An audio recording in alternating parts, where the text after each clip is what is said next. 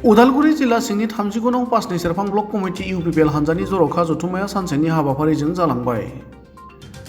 उदालगुरि जिल्लानि भेटेरिनारिनि नब्लाङाव जानाय सानसेनि बे हाबाफारियाव 39 नं पासनि सेरफां ब्लक कमिटि इउपिपिएल हान्जानि बिबान दाफामनाय हाबाफारि जालाङो। 39 नं पासनि सेरफां ब्लक इउपिपिएल हान्जानि सानसेनि हाबाफारिजों जानाय जथुम्मायाव बिटिसिनि मावफुं सोद्रोमा डक्टर नीलुत स्वर्गियारिजों लोगोसे गुबुन गुबुन दैदेनगिरि आरो ब्लक कमिटिनि दैदेनगिरि मावथि सोद्रोमाफोरा बाहागो लादोंमोन।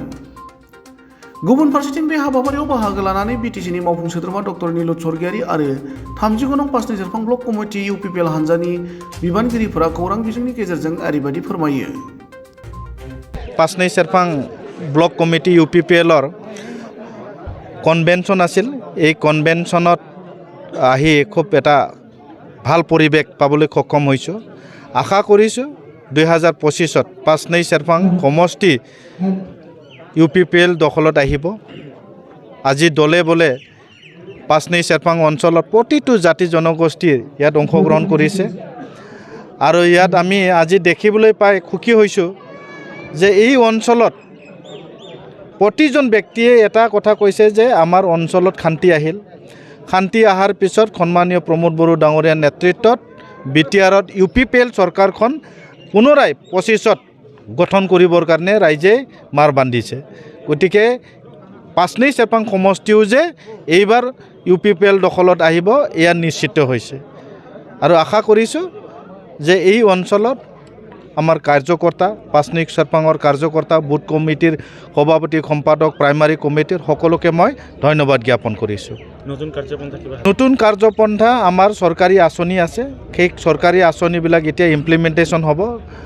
মাজবাটত আমি বডলেণ্ড গেষ্ট হাউচ এটা বনাই আছোঁ, সেইটো সম্পূৰ্ণ হ'বগৈ আৰু প্ৰতিটো সমষ্টিত এতিয়া আমি মিনি ষ্টেডিয়াম বনোৱাৰ এটা সিদ্ধান্ত গ্ৰহণ কৰিছোঁ। প্ৰতিটো সমষ্টিত আমি অডিটৰিয়াম বনাবৰ কাৰণে এতিয়া সিদ্ধান্ত গ্ৰহণ কৰি কিছু সমষ্টিবিলাকত বনোৱা হৈছে আৰু প্ৰতিটো সমষ্টিৰ কাৰণে এতিয়া অৰুণোদয় ৰেচন কাৰ্ড এইবিলাক চলি আছে। তাৰ উপৰিও ৰাস্তা এতিয়া নতুনকৈ গুডউইলৰ 10 কিলোমিটাৰ ৰাস্তা আহি আছে।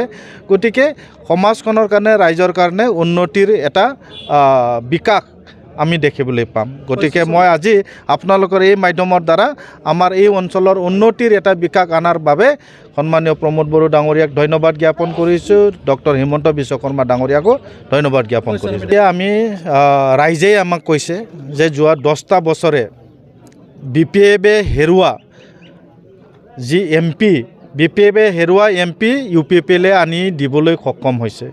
সেইটো ৰাইজে আজি ইউপিপিএল দলক আঁকোৱালি লোৱাৰ এটা ৰাইজৰ মাজত ফূৰ্তিৰ এটা বাতাবৰণ আহিছে আৰু ৰাজ্যসভাৰ এটা সাংসদ আমি পাবলৈ সক্ষম হৈছোঁ।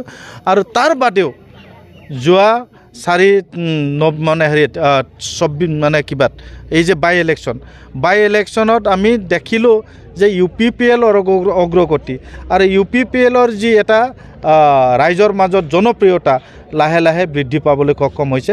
গতিকে এয়াই নিশ্চিত আৰু আমি ক'ব পাৰোঁ যে 2025ত যে ইউপিপিএলৰ পুনৰবাৰ চৰকাৰ গঠন হ'ব এয়া নিশ্চিত।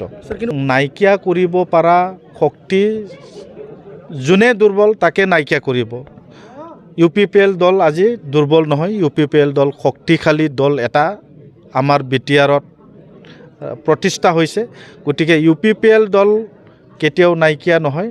ইউপিপিএল দল অগ্ৰগতি লাভ কৰিছে। ইউপিপিএল দল এসময়ত একো নাছিল, আজি ইউপিপিএল দল বিটিচি দখল কৰিছে।